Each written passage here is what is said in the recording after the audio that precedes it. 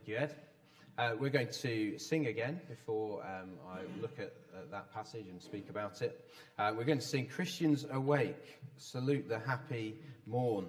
The last verse of this carol starts with the line, "Oh, may we keep and ponder in our mind God's wondrous love in saving lost mankind."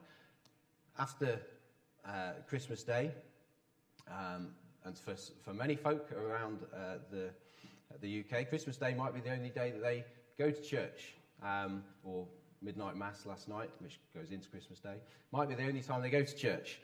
And my prayer is that they and all of us will keep in our minds, and we will ponder, not just today, but throughout the coming weeks, months, throughout the year, what is this? What is this reality, this truth that Jesus brings on Christmas Day, that we might understand and know the wondrous love that God has shown in saving lost mankind. So let's stand together and sing Christians Awake, Salute the Happy Morn.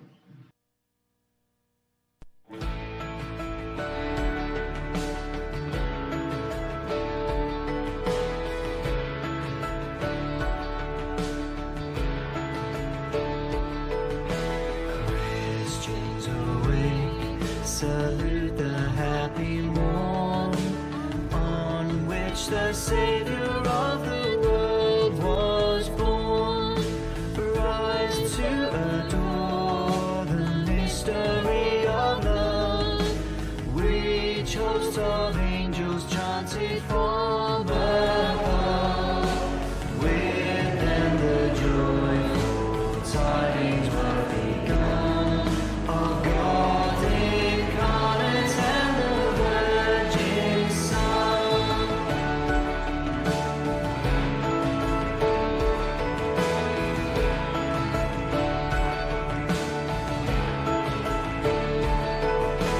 Then to the watchful shepherds it was told, who heard the herald angel's voice, behold, I bring good tidings of the Saviour's birth to you and all the nations on the earth. This day has God fulfilled his promised word. This day is born a Savior, Christ the Lord.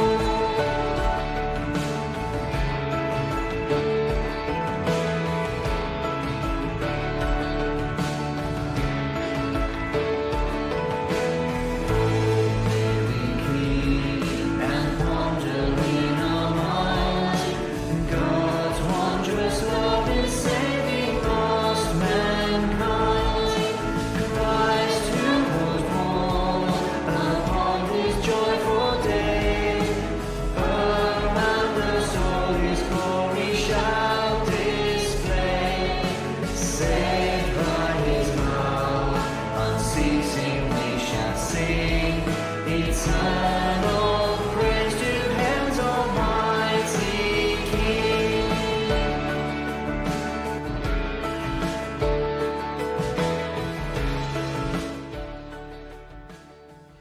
Do you please take your seats? And we're going to have a think about what Ed read to us and what that means.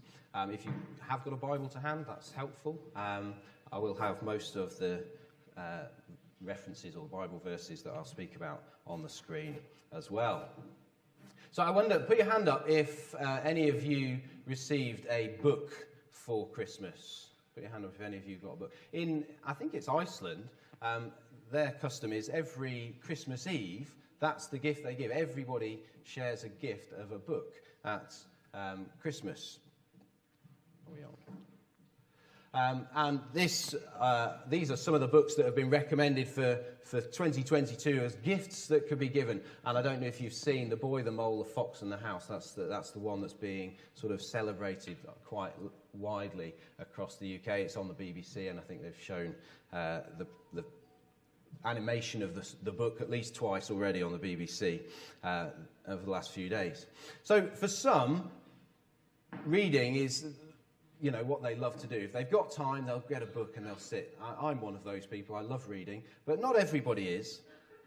And there are some people who, and I was talking to someone earlier this week, who like reading the same books over and over again. Now, I'm not that person. I like to read a book once because there's so many books to read. If I read them over and over again, I can't read the other books. But there are some that I have read over and over again. Like, One Day in the Jungle, There Was a Little Sneeze.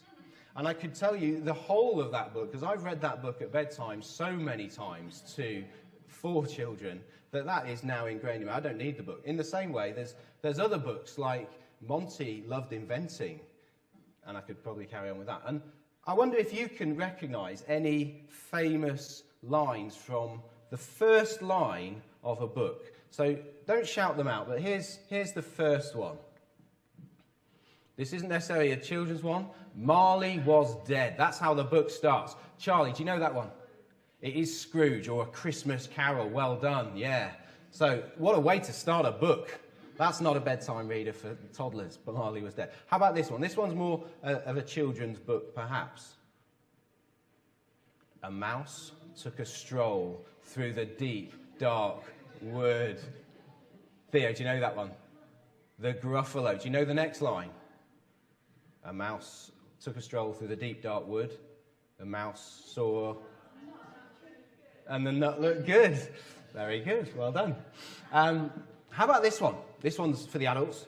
It is a truth universally known that a single man in possession of a good fortune must be in want of a wife. Oh, there's a hand over there. It is. Well done. Pride and Prejudice. Yeah, classic. Very good. How about this one? Mr. and Mrs. Dursley of number 4 Privet Drive were proud to say that they were perfectly normal. Thank you very much. Eden. Harry Potter. Yeah, the first of the Harry Potter books. That's how it starts. So there are certain books, whether we've read them lots of times or whether we've only read them once, that are famous to us, or at least we can remember them. And that's the same with the Bible. There are certain passages in the Bible that we will be very familiar with, even perhaps if we've not read much of the Bible. The Christmas nativity story will be that.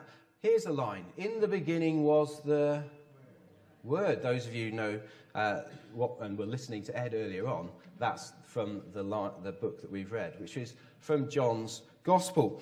Now, the Bible is a book that I have read lots and lots and lots of times. And there are passages in that Bible that I've read lots and lots and lots of times. And I'm sure it's the same for some of you.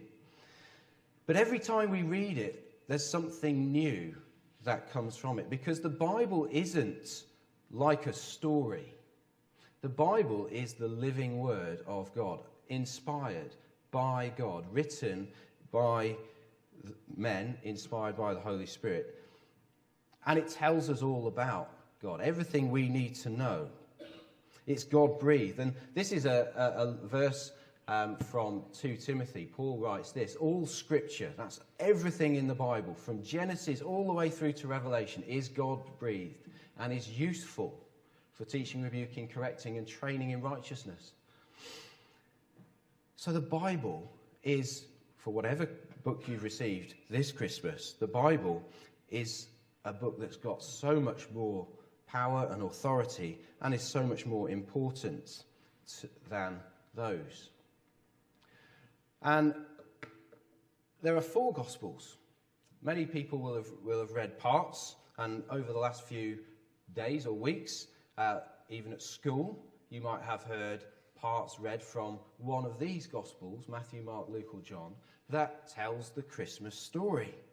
Each of them are very different. They're 4 eyewitness accounts of the life of Jesus. But all 4 of them weren't there at the birth, and they'll have found out about what happened at the birth of Jesus by speaking to Mary and Joseph and others and Jesus himself.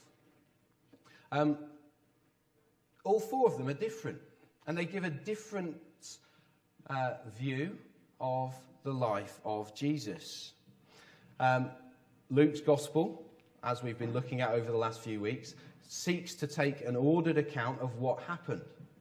Matthew's gospel is the one that normally we use to look at the nativity, because that's the one that's got more detail of the kings and Herod and what was happening around that time. Whereas Mark and John jump in later on. They jump in maybe 30 years later. Mark starts with the arrival of John the Baptist, which is 30 years after the birth that we're celebrating on Christmas Day. But John's gospel gives us something slightly different. His gospel speaks and looks back to the very beginning and everything that God has been working towards in rescuing people. And as we look at books and the four Gospels, some of you may have read biographies, may have even this year received a biography. The most biographical person ever written about is Jesus. So Jesus is the one who's had more books written about him than any other person in history. Any ideas of who else might be on the top 10 list of books about people? Who might be in the top 10 list of books, of biographies where people have written about them? Any thoughts? Lee? The late Queen. Doesn't make the top 10. Doesn't make the top 10. Queen Elizabeth II doesn't make the top 10. Any other thoughts? Henry VIII is on there at outside the top 10. I think I saw the top 50 and he was about 16th, I think. No, number 2 is Napoleon. Number 3, Muhammad. Number 4, William Shakespeare. Books written about or referencing to these folk. But we've got in these 4 Gospels everything that we need to know about Jesus to understand who he is and what he has done for us. But actually, at the end of John's Gospel, he writes this: Jesus did so many other things as well. If every one of them were written down, I suppose that even the whole world would not have enough room for the books that would be written. So we have in the Bible a short little bit about Jesus, enough for us to understand who, as I said, who and what he is. But there's so much more that could have been written about Jesus. Jesus is the most important person in the history of the world. And that's why so many books have been written about him. It's incredible when we think about it. He is the Son of God made flesh, the incarnation. And over these last few weeks, we've been thinking about these different words as we looked at Luke's Gospel. We looked at the preparation that we make during Advent for the arrival of Jesus. We looked at Mary's submission and how she, as the mother of Jesus, submitted to God's will and God's plan and was willing to bear Jesus in her womb and give birth and mother him. And then we looked at last week Simeon and Anna and how they were expectant and the expectation they had as they waited for the Messiah. And then today, on Christmas Day, we celebrate the incarnation, Jesus born. And in the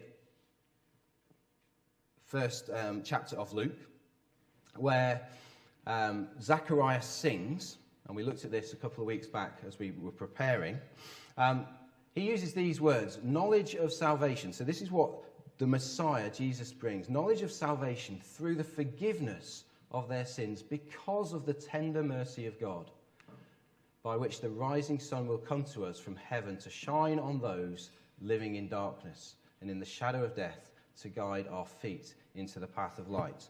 So Luke wrote and recorded Zachariah's song and these words about the sun rising to shine in the darkness. And John picks that up in his gospel by talking about who Jesus was and describes him as the light.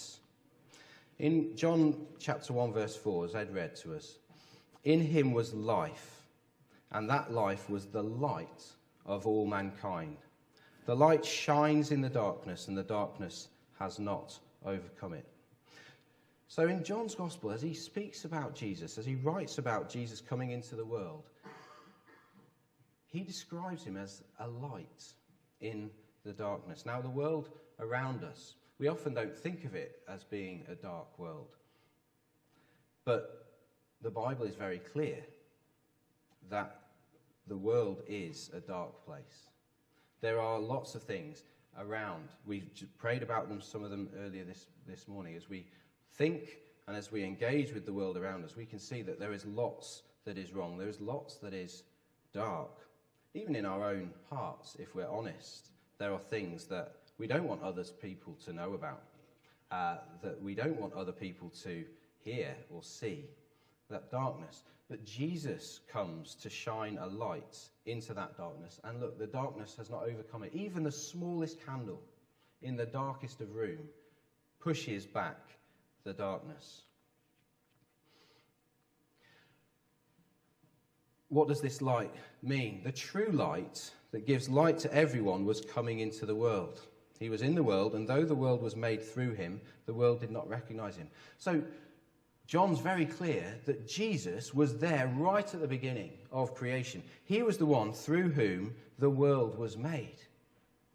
And if you remember, in the first part of Genesis, God said, "Let there be light." And that wasn't a sun put in the sky. That came a few days later. But the light of God was enough to give light over the whole of creation. That's the light that God has. But look what it says here. He came into the world did not recognize him. He came to that which was his own. And that's speaking about the Jewish nation, because Jesus was a descendant of David. As we've seen, that was the promise that God was fulfilling in Jesus' birth. He was the descendant of David, the one king that was to come and to have an eternal kingdom. He came to that which was his own, but they did not receive him.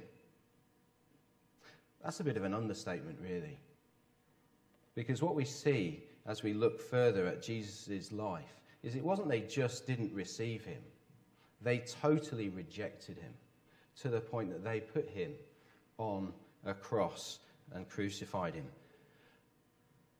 But yet to all who did receive him, to those who believed in his name, he gave the right to become children of God.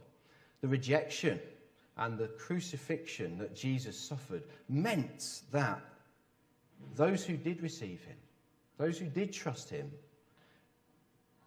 could become children of God. Children not born of natural descent, nor of human decision, but born of God. That means they're adopted into God's family. That means that they have been restored in relationship with God. Jesus, as I've said in previous weeks, is one who splits. There are those who reject, or there are those who receive. Those are the two words of the incarnation. We've seen the shepherds, the wise men came to receive, but at the same time we know there was Herod who was out to kill this one. Even as he was an infant, he was trying to be, Herod was trying to kill him. We've got rejection and receiving. Which one are you, I wonder, this morning? And this rejection isn't something that wasn't foretold in Zechariah's song.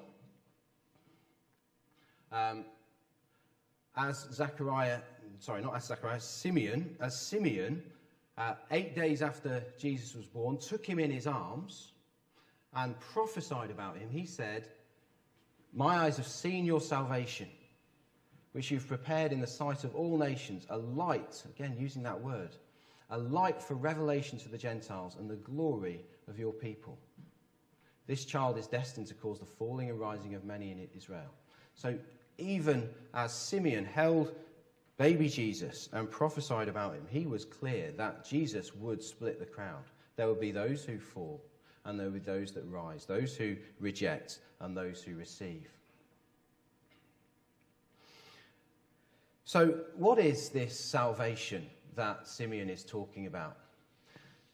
As we go back to John's Gospel and read here in verse 14, this is what it is. This is the incarnation. This is what it means. The Word, that's the Logos, which is why I've been talking a bit about books this morning. The Logos, the Word, the one who spoke at the very beginning. That's the way that John calls Jesus at the start of his Gospel. Jesus became flesh and made his dwelling among us. The Word became flesh and made his dwelling among us. We have seen his glory and the glory of the one and only Son who came from the Father, full of grace and truth. This is an unbelievable, remarkable statement that God, the one who created all things, could come into our world as a baby in the flesh. A writer, Pete Greig, earlier this week put it like this, and I find this quite helpful. We believe in the blasphemous glory of Emmanuel. Infinity dwindled to infancy, as the poet Gerard Hopkins puts it. The omnipotence surrendered to incontinence. The name above every name rumoured to be illegitimate. We believe that God's eternal word once squealed like a baby. And when he eventually learned to speak, it was with a regional accent. The creator of the cosmos grew up and made tables, and presumably he made them badly at first. The Holy One of Israel got dirt in the creases of his hands. This is unbelievable that God could come to earth, the incarnation, become flesh. But it's essential that that's what happened, because without that, we couldn't have the rescue and the salvation that God has promised, because there was a punishment to pay for the sin, the darkness that was in the world, that's in our hearts. And that could only be paid by a death, by the spilling of blood of one who was perfect and worthy of that sacrifice, enough to pay for all the sin of the world. And that's what Jesus brings. Out of his fullness, the fullness of God in the person of Jesus, we have received grace in place of grace already given. For the law was given through Moses. Grace and truth came through Jesus Christ. Now, we've looked in the last few weeks at various promises and covenants that God made with his people. We looked, if you remember, at the Davidic covenant, and we've looked at the Abrahamic covenant. And here, John mentions Moses. And God made a promise, a covenant, with the Jewish people through Moses. And the covenant said, if you, people, keep all the law, if you keep all the commandments that I've given, you will be righteous. But we know that the Jewish people could not keep God's law. We know that you and I cannot keep God's law. The first commandment, to have no other God before him. We fall at that first hurdle, each one of us. And if we're honest, and if we look at what Jesus says about the law that God gave, we struggle to keep any of the 10. I certainly do. Not one of them I could say I've kept. So the grace that God gave in the law only tells us that we are all sinners. But look, the law was given through Moses. Grace and truth came through Jesus Christ. So it's through him, through his incarnation and then sacrifice for us, that we can have the grace that God gives, that unmerited favour. We don't deserve to be friends of God. We don't deserve to be adopted into his family. We don't deserve to know him. We don't deserve his forgiveness. We deserve his wrath. But the grace that we have through the incarnation, through Jesus, is what we receive. And he follows straight on, doesn't he, in verse 18. No one has ever seen God, but the one and only Son, who is himself God and is in closest relationship with the Father, has made him known. So straight from that verse where it talks about the grace that we've got, it then speaks about the fellowship that Jesus has with God the Father. And that's the link that we also can have. We can have fellowship with God in that way. The grace and truth. The incarnation shows us what God is like. Jesus shows us what God is like. Jesus shows us God. And he brings the blessings, the grace, the consolation and compassion, the redemption and forgiveness of sin. This is the message of the incarnation. The light that was there at the beginning of time, squeezed into that baby that lay in that manger, that then grew up and lived the life that could take the punishment that we deserve. And so his body was on that cross instead of yours and mine. And we can know salvation, and we can know. So we've looked over this Advent season at preparation, at submission, at expectation, and today at incarnation. And the question we have is, what reception do we give to Jesus? Is it reception or rejection? Is it allowing Jesus and the truth of who he is to enter into our hearts? Are we going to look at him and, following today, move forward and follow him this year? Are we going to read about him in the Gospels, perhaps for the first time, perhaps for the 100th time, where we'll see something new as we seek to follow Jesus?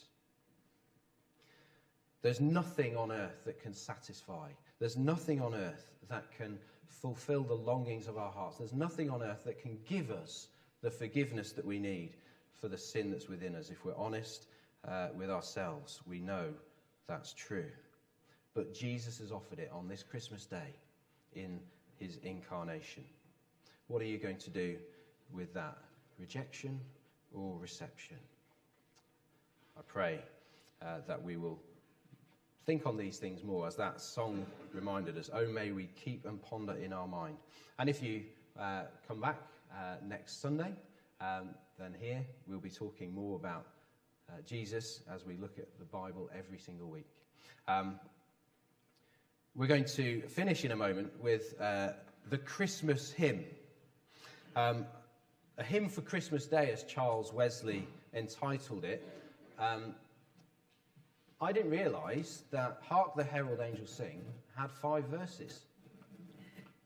Who put your hand up if you knew it had 5 verses? Oh, very good. Excellent. So we always sing the 3, but the verses 4 and 5 are amazing. They're filled with so much truth. We're not going to sing them this morning because we're singing off the recording, and that no one else does sing them all. But I just want to read to you verses 4 and 5, which draw upon some of the things we've looked at over these last few weeks. Verse 4, come, desire of nations, come, fix in us thy humble home. Rise the woman's conquering seed, bruise in us the serpent's head. These are filled with scriptural understanding. Now display thy power, ruined nature, now restore. What a description of us and the world. Ruined nature, now restore. Now in mystic union join, thine in ours, and ours to thine. Verse 5, Adam's likeness, Lord, efface. Stamp thy image in its place. Second Adam, from above, reinstate us in thy love. Let us thee, though lost, regain. Thee the life, the inner man. Oh, to all thyself impart, formed in each believing heart.